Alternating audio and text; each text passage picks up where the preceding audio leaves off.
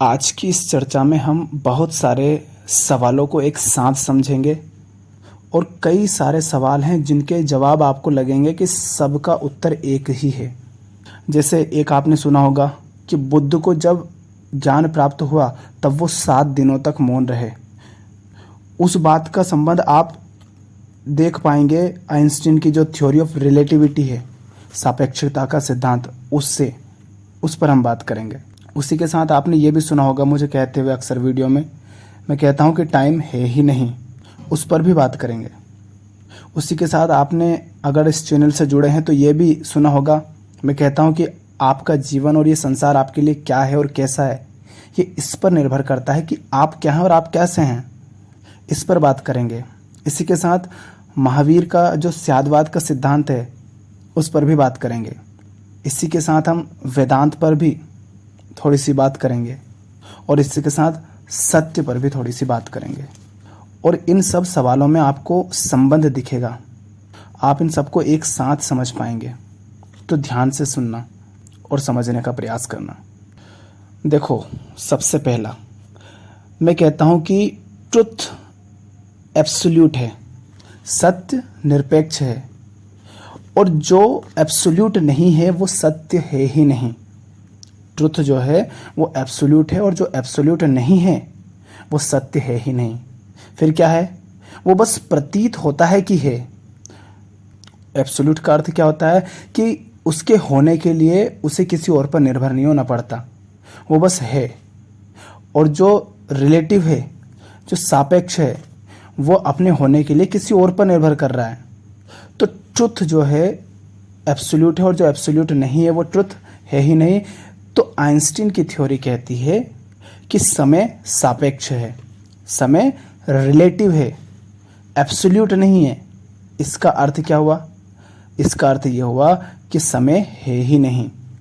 इसी के साथ ट्रुथ के बारे में एक बात और ये है कि ट्रुथ क्या है? वो जो बदले नहीं। ठीक, जो बदले नहीं वो ट्रुथ है। जो मेरे लिए भी वही है, तुम्हारे लिए भी वही है, दूसरे के लिए भी वही है। जो मेरे लिए आज भी वही है, कल भी वही है और आगे भी वही रहेगा जो अभी है। मतलब उसमें बदलाव नहीं हो रहा, ना तो मेरे लिए अलग है ना तुम्हारे लिए अलग है, ना वो आज अलग है ना आगे कभी अलग है। वो हर समय हर किसी के लिए एक जैसा है, वही ट्रुथ है। उसके अलावा कुछ भी ट्रुथ नहीं है। उसके अलावा जो कुछ भी है वो सिर्फ प्रतीत हो रहा है। ठीक है? तो थ्योरी ऑफ रिलेटिविटी कहती है कि समय जो है सापेक्ष है, टाइम इज रिलेटिव, है ना। तो जो रिलेटिव है, जो सापेक्ष है, वो सत्य नहीं हो सकता। फिर बस वो प्रतीत होता है कि है। तो आइंस्टीन की जनरल थ्योरी ऑफ रिलेटिविटी क्या कहती है कि जहां पर गुरुत्वाकर्षण अधिक होता है वहां पर समय धीमा हो जाता है, और जहां पर गुरुत्वाकर्षण कम होता है वहां पर समय तेज हो जाता है। मतलब समय बदल रहा है और जो चीज बदल रही हो वो सत्य नहीं होती। इसीलिए समय का अस्तित्व है ही नहीं। समय सिर्फ प्रतीत होता है, उसका अनुभव होता है, और अनुभव सत्य नहीं होते। सापेक्षता है ना, रिलेटिविटी अपने आप में कितनी नकली है वो ऐसे भी समझो। देखो, मान लो तुम किसी बस में यात्रा कर रहे हो, ठीक, और वो बस चल रही है 100 किलोमीटर प्रति घंटे की रफ्तार से, और सामने एक स्टेशन है, वहां पर वो बस रुकती नहीं है, उसी गति से आगे चलती है। पर उस स्टेशन पर तुम्हारा एक मित्र बैठा है, दोस्त। तो तुम्हारा दोस्त वहां पर बैठा है, तो उस बस को जब वो देखेगा तो उसको कैसे दिखेगा कि ये जो बस है ये 100 किलोमीटर प्रति घंटे की रफ्तार से जा रही है, गति 100 किलोमीटर प्रति घंटा है उसके लिए, है ना। तुम भी जब उसको देखोगे बस में से बैठकर तो तुम्हें क्या दिखेगा कि वो 100 किलोमीटर प्रति घंटे की रफ्तार से उधर जा रहा है। तो हमको क्या लग रहा है कि भैया गति है और 100 किलोमीटर प्रति घंटे की रफ्तार से है, तो हमको ये सत्य लग रही है। ये सत्य नहीं है। उस मित्र के और आपके संबंध में आपको ऐसा लग रहा है। अब जरा अपने पड़ोसी के संबंध में इसको देखो, तो जो आपकी बगल की सीट पर बैठा है, बस 100 किलोमीटर प्रति घंटे की रफ्तार से दौड़ रही है, लेकिन तुम जब उससे बात कर रहे हो, उसको आमने सामने देख रहे हो, क्या तब तुम्हें लगता है कि बस दौड़ भी रही है? तब तो गति 0 है उसकी तुलना में तो।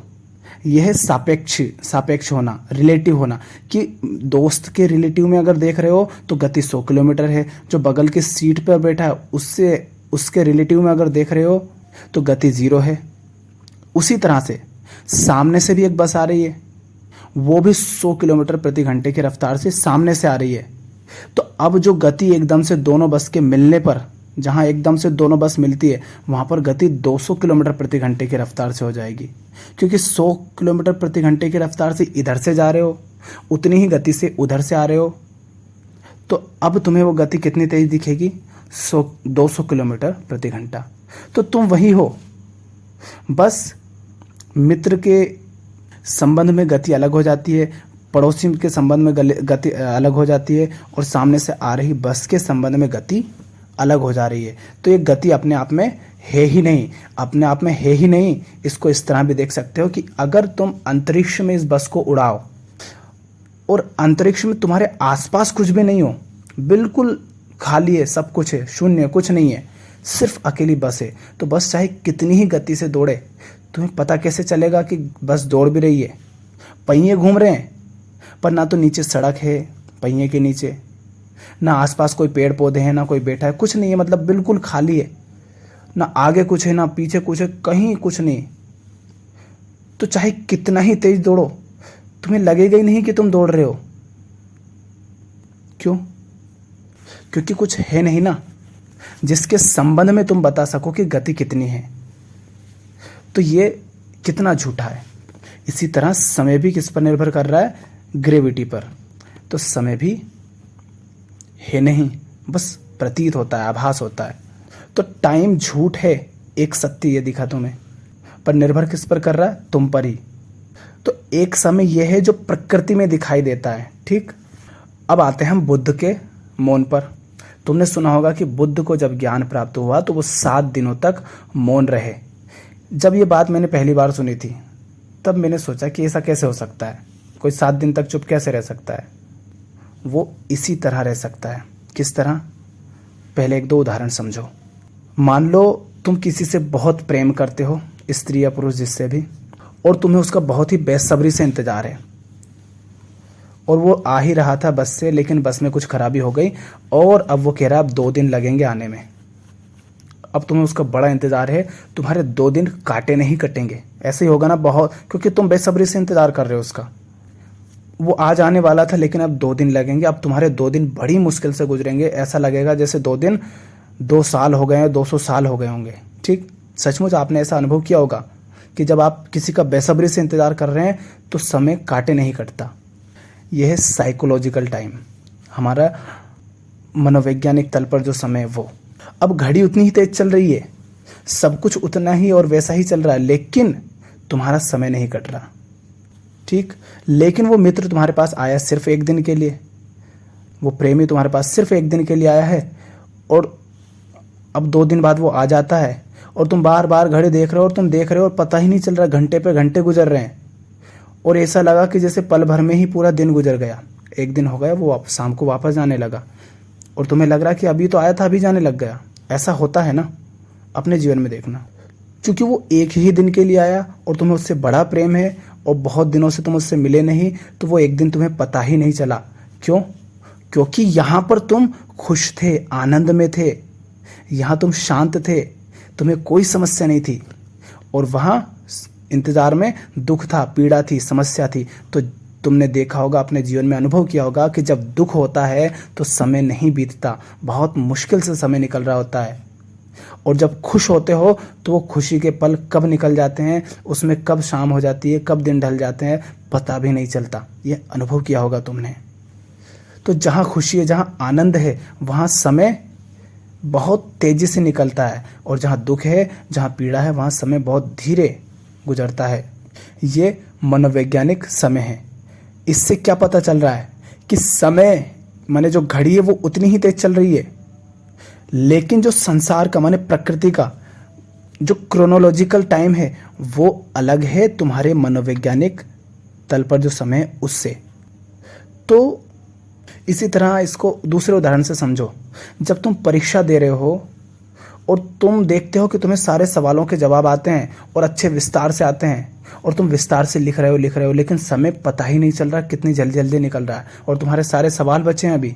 होता है ऐसा, 3 घंटे कितनी आसानी से निकल जाते हैं। और इसी के साथ तुमने ये भी अनुभव किया होगा कि जब हम एग्ज़ाम देने जाते हैं और 15-20 मिनट पहले भी चले गए तो हम इंतज़ार करते हैं कब शुरू हो, कब गेट खुले। वो 10-15 मिनट भी नहीं करते हमारे। होता है ना ऐसा? क्यों? क्योंकि वहाँ हमें इंतज़ार है, वहाँ पीड़ा है, वहाँ तनाव है, वहाँ अशांति है। तो जीवन में अगर तुम्हारे अशांति है, दुख है, पीड़ा है, तो तुम्हें जीवन बिल्कुल ऐसा लगेगा जैसे नर्क में जी रहे हो। और जिसके जीवन में सुख है, शांति है, आनंद है, उसके जीवन में उसको पता ही नहीं चलेगा कि कब उसने पूरा जीवन जी लिया और इतने आनंद में जी लिया। इसको इस तरह भी समझ लो कि मान लो कोई मरीज है तुम्हारा बहुत, जिससे तुम प्रेम करते हो। अब डॉक्टर ने कहा कि अगर 1 घंटे में तुम ये वाली दवाई नहीं लाए जो डॉक्टर ने बताई, तो उस मरीज को हम बचा नहीं पाएंगे। अब तुम परेशान हो, 1 घंटा तुम्हारा इतनी तेज़ी से निकल रहा है और तुम्हें दवाई मिल नहीं रही है किसी भी मेडिकल पर। होगा ना ऐसा ही? तुम्हें पता भी नहीं चलेगा, समय बहुत तेज़ी से निकलेगा। क्यों? वैसे यहाँ पर तुम परेशान हो, लेकिन उस व्यक्ति से तुम्हें प्रेम इतना है कि तुम्हें उसको खोने का डर है। तो बात यहाँ पर प्रेम की आ गई कि यहाँ तुम प्रेम से संबंध रख रहे हो, तो समय बहुत जल्दी निकल रहा है। तो जो हमारा मनोवैज्ञानिक तल पर जो टाइम है, जो साइकोलॉजिकल टाइम है, वो और क्रोनोलॉजिकल टाइम, ये दोनों में बहुत अंतर है। जो साइकोलॉजिकल टाइम है वो हम पर निर्भर करता है कि हमारी स्थिति कैसी है, उस पर निर्भर करता है कि समय हमें लंबा लगेगा या छोटा लगेगा। अब आते हैं बुद्ध के आत्मज्ञान पर। कहते हैं कि बुद्ध को जब आत्मज्ञान हुआ, जब बुद्ध ने स्वयं को जाना या ज्ञान की उपलब्धि हुई, तब वो 7 दिनों तक मौन रहे। अब मैंने सोचा था ऐसा कैसे हो सकता है, लेकिन इस तरह अगर इस बात को समझें तो ऐसा हो सकता है। कैसे? जब बुद्ध ने कुछ जाना होगा, कुछ जानने का अर्थ ये नहीं है कि कुछ एक्स्ट्रा पाया, कुछ जानने का अर्थ होता है कि मन में जो उलझने थी, जो सवाल थे, वो सवाल मिट गए, वो उलझने सुलझ गई, ये जानना है। तो जब बुद्ध के सारे सवाल खत्म हुए होंगे तब वो आनंद से भर गए होंगे। सारा संसार उनको एक स्वर्ग की भांति नजर आ रहा होगा। फिर तो मंत्र मुग्ध हो गए, आनंद में है। तो लोगों के लिए क्या हो रहा है? लोग तो उस आनंद में नहीं है जिस आनंद में बुद्ध हैं, जिस आनंद में, जिस शांति में, जिस मौन में बुद्ध हैं। आम जनता तो उस मौन में नहीं है। तो आम जनता को बड़ी हैरानी हुई कि भैया 7 दिन से बैठे हैं, ना कुछ खाया ना कुछ पिया, पता ही नहीं चला। जब तुम अपने प्रेमी से मिलते हो, दिन भर भी उसके साथ बात करते हो, तो पता नहीं चलता कब निकल गया, और कुछ खाया या पिया इस सब का भी पता नहीं चलता ना, क्योंकि तुम उस समय खुश हो, सुख में हो। इसी तरह बुद्ध जब आनंद में है, शांति में है, मौन में है, ध्यान में है, तो वो समय से मुक्त हो गए। उनके लिए समय खत्म हो गया है। जब आप बहुत गहरे आनंद में होते हैं, समाधि में होते हैं, तब आपके लिए समय खत्म हो जाता है।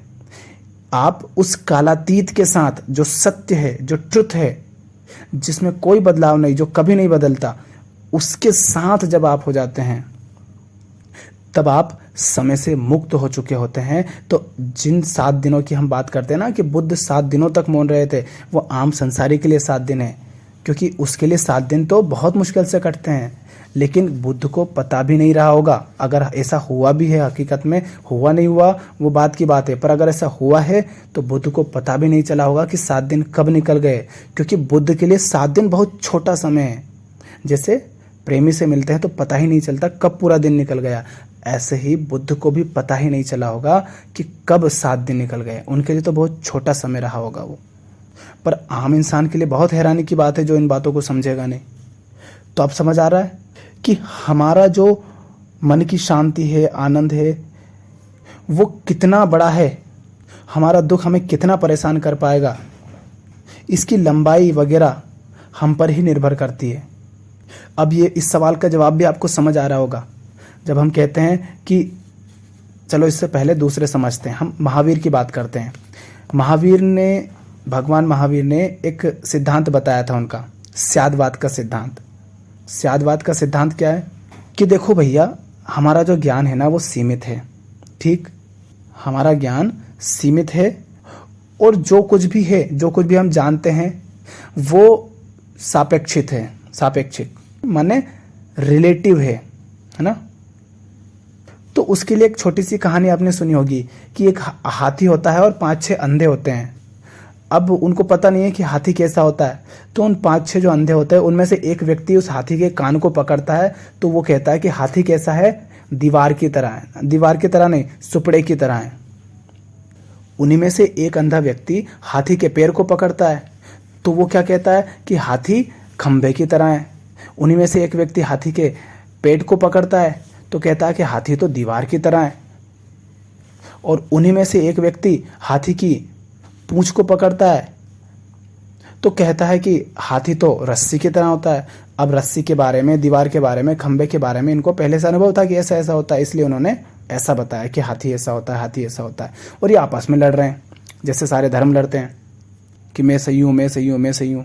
पर क्या इनमें से कोई भी सही है? कोई सही नहीं है। पर क्या इनमें से कोई गलत भी है? कोई गलत भी नहीं है।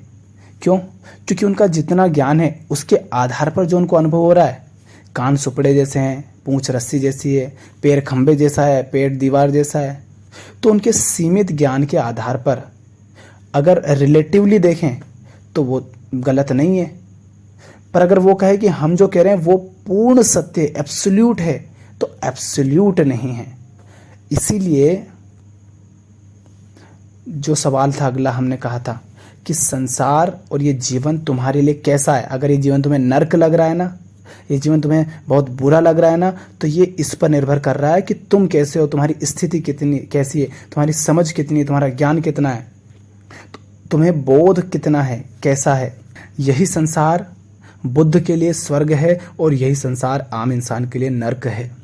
इसीलिए तुमसे बार बार कहा जाता है कि तुम, ये संसार वैसा ही है जैसे तुम हो, क्योंकि सब कुछ तुम पर निर्भर कर रहा है, क्योंकि यहाँ सब रिलेटिव है। जैसे हमने देखा कि बस में जो गति हो रही है वो रिलेटिव है, हमने देखा टाइम जो है वो रिलेटिव है, हमने देखा कि यहाँ पर जो स्यादवाद का सिद्धांत है उसमें भी रिलेटिव है। उसी के साथ बुद्ध का आनंद, मौन, उनके लिए 7 दिन और आम इंसान के लिए वो 7 दिन, वो भी रिलेटिव हैं, क्योंकि वो उन दोनों की स्थिति पर निर्भर कर रहा है कि कौन किस स्थिति में है।